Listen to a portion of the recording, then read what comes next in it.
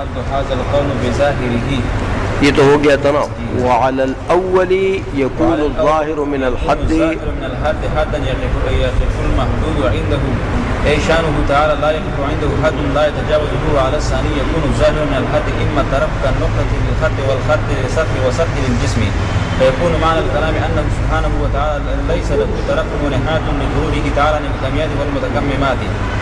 وإما الحد بمعنى المعرف وإما الحد بمعنى المعرف المركب من الأجزاء الحقيقية كما يشعر به قوله في الحاشية لأنه بسيط جهنا وخارجا وبيانه على وجه. اب ایک تمہید تو میں نے کل آپ کو اس کے متعلق بتائی تھی، جس میں یہ حد کے تینوں معنی تو آئے. سمجھ میں آ گئی؟ یہ حد بمانا عرفی، حد بمانا منطقی، اور حد بمانا فلسفی. تو حد بمانا فلسفی میں تھوڑی سی تفصیل میں نے آپ کو بتائی تھی، یاد ہے کہ حد بمانا فلسفی کون سا حد ہے؟ طرف. طرف کے لیے میں نے تھوڑی سی تمہید بتائی تھی کہ یہ مقولہ کم کے لیے، مقولہ کم کی تعریف بھی یاد ہوگی، آپ کو بتائی تھی. مقولہ کم کی پھر تقسیم بھی دو قسمیں ہوئی تھی، کم متصل، منفصل. کیا تعریفیں تھی؟ جن کے اجزاء کے درمیان میں حدود مشترکہ ہو. اور منفصل کس کو کہتے ہیں؟ نہ. اب یہاں پر تھوڑا سا بعض علماء نے اختلاف کیا، وہ جو کل کی تقریر ہے وہ محفوظ رکھو اس جگہ میں صرف، باقی ایک ہے. بعض علماء نے یہ فرمایا، مناطقہ نے، فلاسفہ نے، کہ یہ کم ہے نا، کم کی جو دو قسمیں ہو گئی ہے، تو کم منفصل کے لیے انہوں نے مثال دی ہے جیسے اعداد. کل مثال دی تھی زمانہ. زمانہ کو انہوں نے کم منفصل نہیں کہا، انہوں نے کہا اس کو پرے کہو. کم منفصل وہ کم ہے جس کے اقسام کے درمیان میں حدود مشترکہ نہ ہو. تو انہوں نے اس کی مثال کیا دی؟ اعداد، 1 2 3 4 5. ہے کوئی حدود مشترکہ؟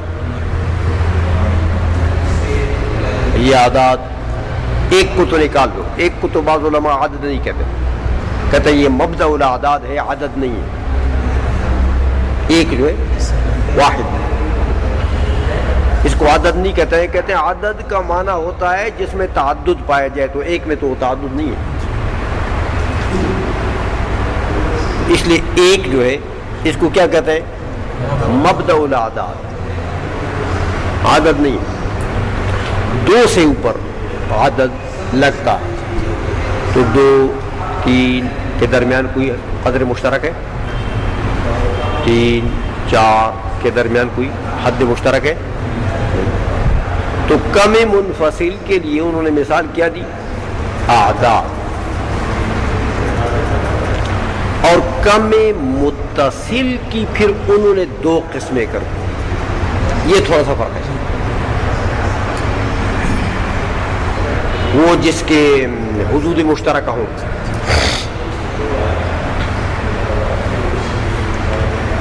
کم متصل کی انہوں نے 2 قسمیں کر دی. کہتے ہیں بھائی ایک کم متصل وہ ہے جو قار الذات ہو، اور ایک کم متصل وہ ہے جو غیر قار الذات ہو. قار الذات کا کیا مطلب؟ یعنی مجتمع الاجزاء. اس کے اجزاء جو ہیں وہ جمع ہو رہے ہیں، فنا نہیں ہو رہے. ایسا نہیں ہے کہ ایک جز آ گیا تو اس سے اگلا جز فنا ہو گیا. اس کے بعد والا جز آیا تو پہلا فنا ہو گیا، وہ آ گیا تو یہ فنا ہو گیا، یہ آ گیا تو یہ فنا ہو گیا. اس کو کیا کہتے ہیں؟ غیر قاروضہ، غیر مجتمع الاجزاء. اس کی مثال دی انہوں نے زمانہ، کہ زمانہ یہ کم متصل ہے، اس کے اجزاء میں قدر مشترک وہ مانتے ہیں. وہ فرماتے ہیں کہ دو اجزاء کے درمیان میں ایک عام قدر مشترک ہے. اگلے زمانے کے اگلے جز اور پچھلی جز کے درمیان میں کیا ہے؟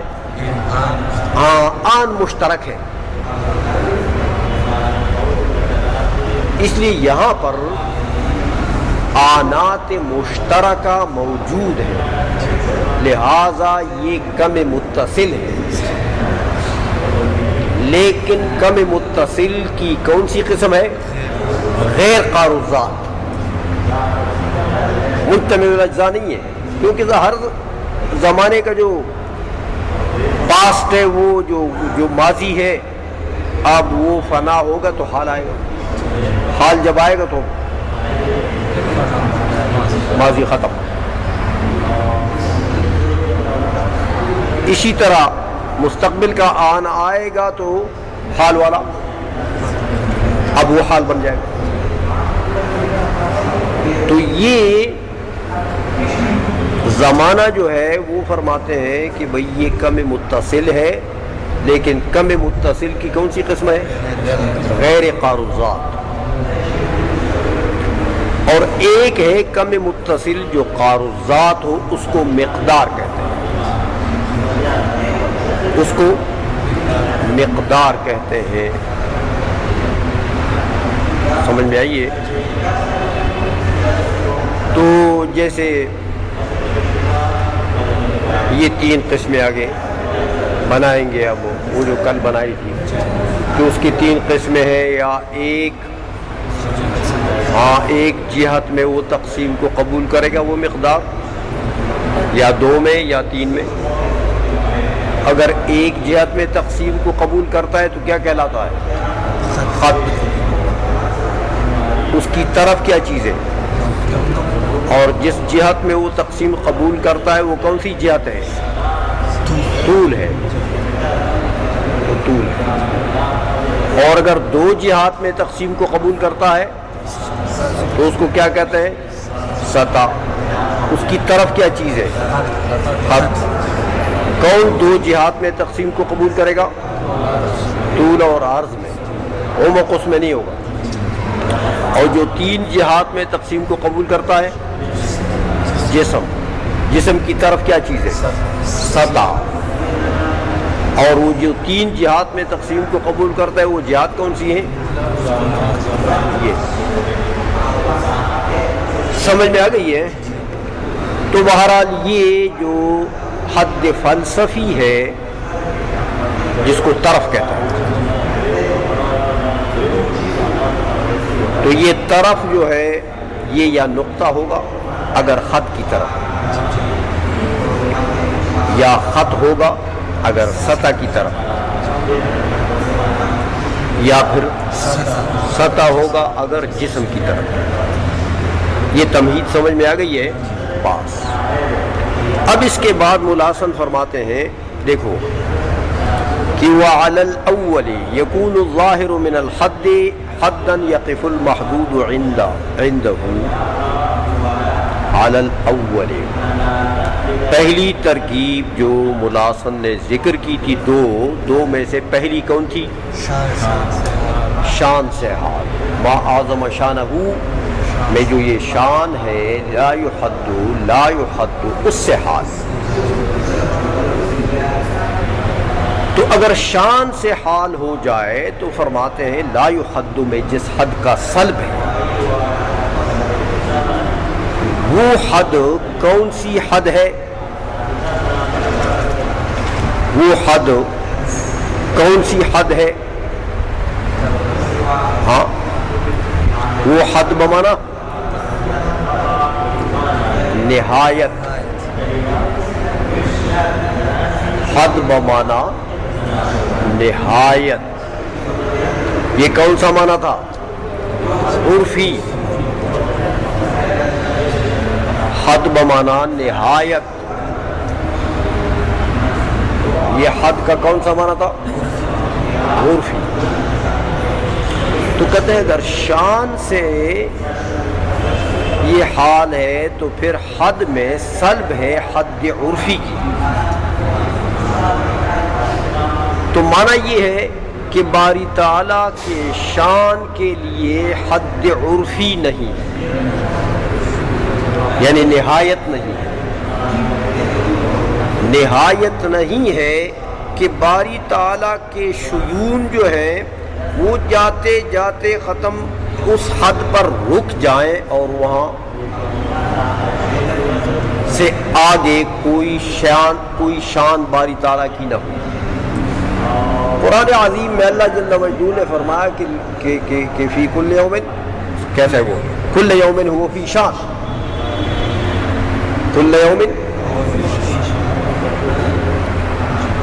تو اب شیون باری تعالیٰ کے لیے گویا کہ لا یحد کا مطلب کیا ہوا کہ شیون باری تعالیٰ کے لیے کوئی حد نہیں، کوئی نہایت نہیں۔ کیوں کہ باری تعالیٰ کی شان مطلب کیا؟ باری تعالیٰ کی صفات۔ تو باری تعالیٰ کی صفات جو ہے بھائی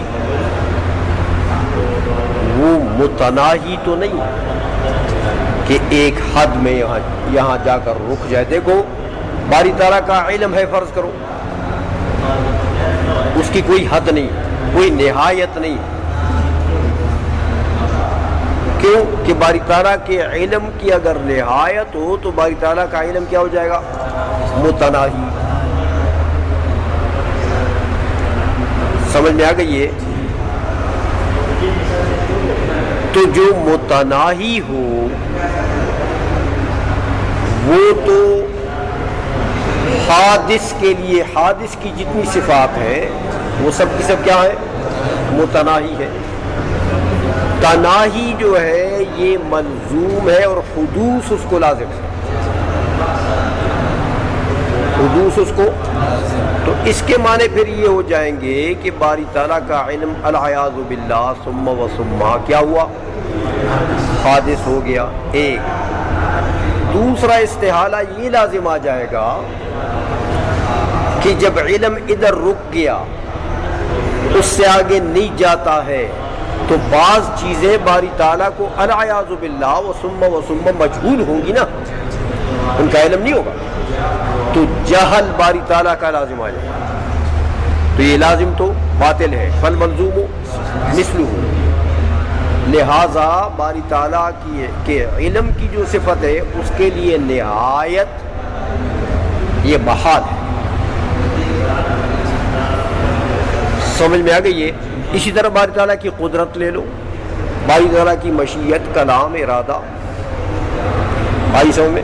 یہ جو باری تعالیٰ کی صفات ہے تو علامہ بہاری یہ کہنا چاہتے ہیں کہ یہ اگر شان سے حال ہو جائے تو پھر جو حد مسلوب ہے وہ کون سا حد ہے؟ حد عرف، کہ باری تعالیٰ کے شیون کے لیے حد نہیں ہے، باری تعالیٰ کی صفات کے لیے ہر صفت باری تعالیٰ کی غیر متناہی، اس کے لیے حد یقف عندہ۔ دیکھو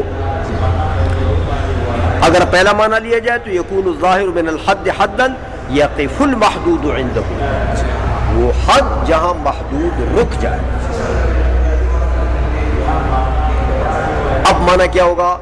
اے شانہ تعالی لا یقف عند حد، لا یحد کا معنی کیا ہوگا؟ باری تعالیٰ کی شان جو ہے وہ کسی حد پر رکتی نہیں ہے، ایسی حد کے لا یتجاوزہ کہ اس سے تجاوز نہ کرے آگے، ایسی کوئی حد باری تعالیٰ کی شان کے لیے نہیں ہے۔ میرے بھائی پھر اس وقت جب شان سے یہ حال ہو جائے تو یہی معنی مناسب ہے۔ کیوں کہ علامہ بہاری یہاں پر خطبے میں باری تعالیٰ کی صفات کمالیہ کا ذکر کر رہا ہے۔ صفات کمالیہ باری تعالیٰ کی وہ ہے جو باری تعالیٰ کی صفات مختصہ ہے، جو کسی اور میں نہ پائی جائے۔ تو اگر شان کے لیے دیکھو، شان لا یحد سے حد عرفی مراد لیا جائے اور یہ ہو جائے کہ باری تعالیٰ کے شان کی حد نہیں ہے، تو یہ تو باری تعالیٰ کی صفت مختصہ ہے کہ باقی تمام مخلوق کے جو شیون ہیں اور صفات ہیں ان کی حد ہے۔ سمجھائیے، ہماری صفات جتنی بھی چاہے علم ہے، سماع، قدرت وغیرہ، سب کے لیے حد متناہی ہے، سب کے لیے حد ہے۔ تو باقی مخلوق کے شیون کے لیے حد عرفی ہے، تو باری تعالیٰ کی صفت مختصہ کون سی ہو گئی ہے کہ باری تعالیٰ کے شیون کے لیے حد عرفی نہیں ہے، تو صفت کمال بن گیا کہ نہیں بن گیا؟ لا یحد صفت مختصہ ہے باری تعالیٰ کا اس معنی میں۔ اس لیے ملا حسن نے اس صورت میں اس معنی کو اختیار کیا کہ حد سے مراد پھر حد عرفی ہے، کہ باری تعالیٰ کی صفت مختصہ بن جائے، مقام کے مناسب بن جائے۔ آئی سمجھ میں؟ اچھا، وعلی الثانی، اور اگر دوسری ترکیب ہو، دوسری ترکیب کون سی تھی یاد ہے؟ ہاں، شانہ میں جو ضمیر ہے مجرور، جو باری تعالیٰ کی طرف عائد ہے، اس ضمیر مجرور سے یہ لا یحد حال ہو جائے،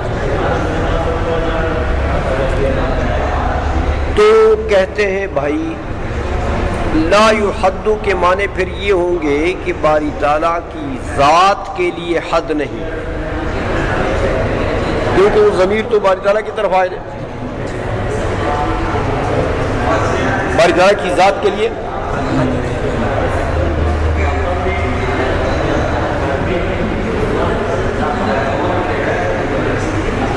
سمجھ میں آ گئی ہے۔ تو کہتے اب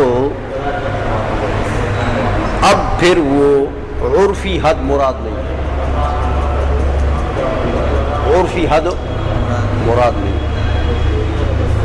دیکھو، اب اگر عرفی حد مراد لوگے تو اس کے معنی یہ ہوں گے کہ باری تعالیٰ کی ذات کے لیے نہایت نہیں، یہ معنی ہوگا نا۔ تو اس کے معنی پھر کیا ہوں گے کہ باری تعالیٰ کی ذات غیر متناہی ہے،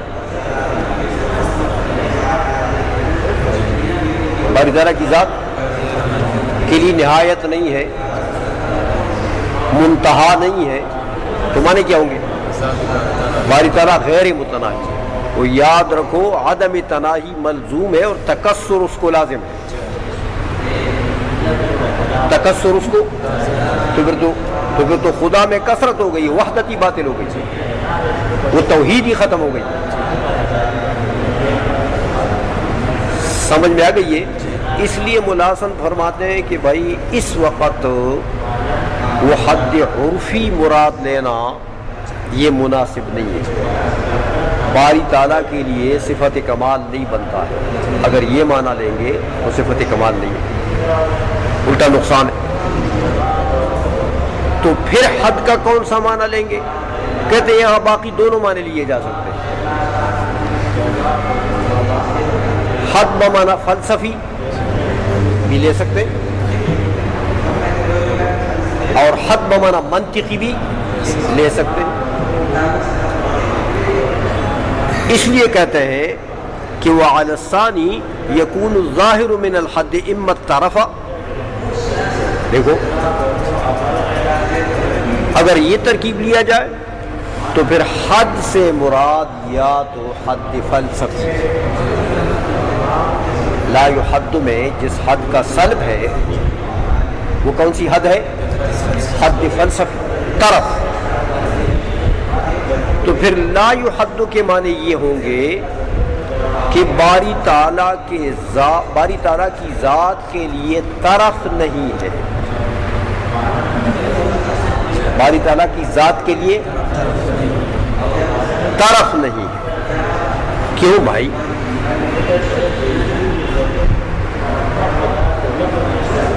اس لیے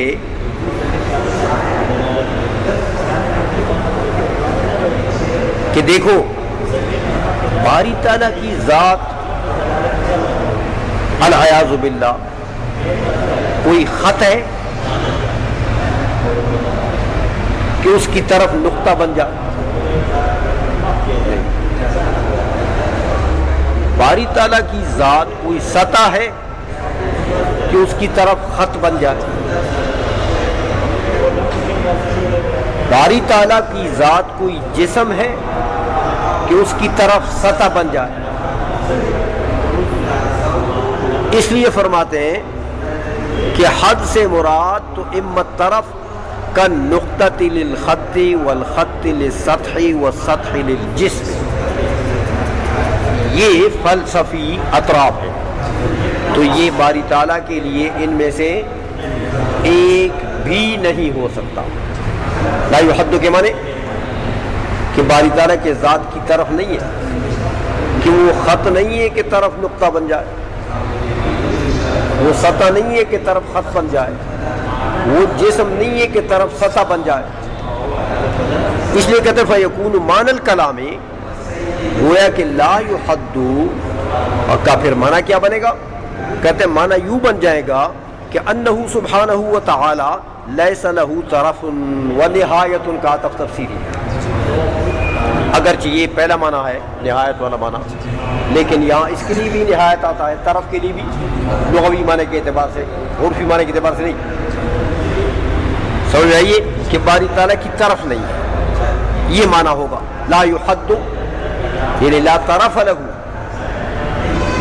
لا یحد لا طرف لذاتہ، اس کی ذات کے لیے کوئی طرف نہیں.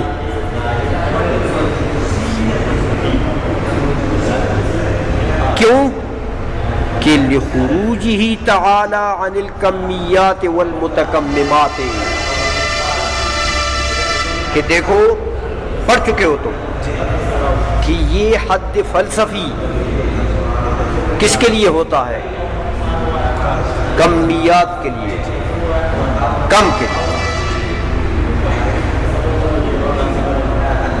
کم میں متصل قار الذات کے لیے.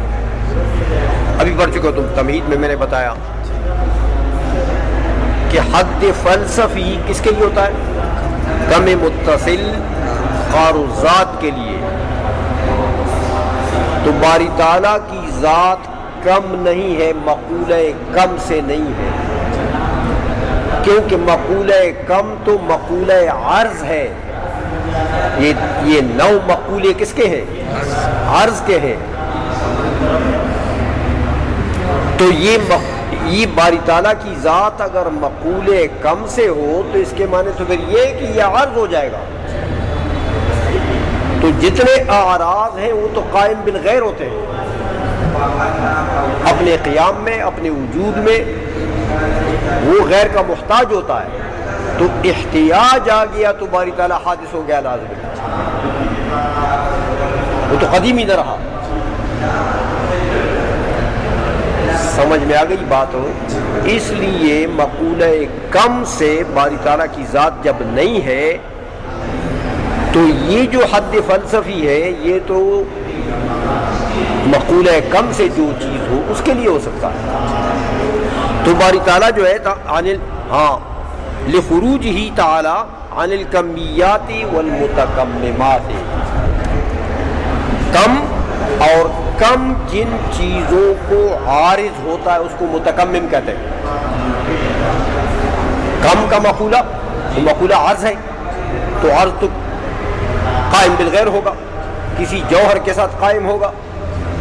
تو باری تعالیٰ کی ذات نہ کم ہے اور نہ متکمم ہے کہ کم اس کو عارض ہو. سمجھ میں آ گئی ہے؟ نہ بذات خود کم ہے نہ کم کا معروض ہے. تو جب باری تعالیٰ کی ذات کم اور متکمم نہیں ہے تو لا یحد کا معنی اب اس معنی میں ٹھیک ہو گیا کہ اس کے لیے طرف فلسفی نہیں ہے. طرف فلسفی ہاں، کیونکہ یہ تو کم کے لیے ہوتا ہے. آئی سمجھے؟ وَإِمَّا الْحَدَّ بِمَعْنَى الْمُعَرِّفِ الْمُرَكَّبِ مِنَ الْأَجْزَاءِ الْحَقِيقِيَّةِ. اور دوسرا معنی یہ بھی صحیح ہو سکتا ہے کہ آپ لا یحد میں جو حد مسلوب ہے اس حد سے مراد حد منطقی لیں. کون سی حد؟ منطقی، جو مرکب ہے اجزاء ذاتیہ سے. یہ معنی بھی لے سکتے کہ باری تعالیٰ کی ذات حال کونہی لا یحد، اس کی حد نہیں. کیا مطلب؟ بمعنی یہ کہ اس کی ایسا معرف نہیں ہے جو ذاتیات سے مرکب ہے. ایسا معرف نہیں ہے جو ذاتیات سے مرکب ہو. یہ اما الحد بمعنى المعرف المرکب من الحقیقیت کما یشعر به قوله. یہاں اصل میں ماتن نے لا یحد لکھ کر تو اس کے اوپر اپنی طرف سے ایک حاشیہ لکھ دیا، اس کو منہیہ کہتے ہیں. جو ماتن نے اپنی طرف سے حاشیہ لکھا ہو اس کو کیا کہتے ہیں؟ منہیہ. یعنی منہ وہاں لکھ دیتے ہیں منہ، آخر میں اس کے منہ لکھ دیتے ہیں تو منہیہ ہوتا ہے، یعنی ماتن کا کلام ہے وہ. تو یہاں ماتن نے منہیہ لکھ دیا تھا اور اس میں دلیل دی تھی کہ میں نے لا یحد یہاں پر کیوں کہہ دیا کہ لأنہ بسیط ذہنا و خارجا. یہ لأنہ بسیط ذہنا و خارجا یہ ماتن کا کلام، علامہ بہاری کا کلام. تو دیکھو بھائی، جب اللہ کی ذات بسیط ہے، نہ اس کے اجزاء ذہنیہ ہیں نہ اس کے اجزاء خارجیہ، نہ اس کے اجزاء ذہنیہ ہیں جیسے جنس فصل اجزاء ذہنیہ، نہ اس کے اجزاء خارجیہ. ہاں، جیسے آپ کہتے ہیں کہ البیت مرکب من السقف والجدران، تو یہ سقف اور یہ جدران، یہ پلر وغیرہ، یہ سب کیا ہیں؟ یہ بیت کے لیے اجزاء خارجیہ ہیں، کیونکہ امور خارجیہ کے اجزاء بھی خارجیہ ہوتے ہیں. سمجھ میں آ گئی ہے؟ تو باری تعالیٰ کے اجزاء خارجیہ بھی نہیں ہے، باری تعالیٰ کے اجزاء ذہنیہ بھی نہیں ہے. تو میرے بھائی، حد منطقی تو اجزاء حقیقیہ سے مرکب ہوتا ہے. تو جب اس کے اجزاء نہیں ہے تو حد منطقی ہو سکتی ہے. اس لیے ماتن نے فرما دیا لا یحد.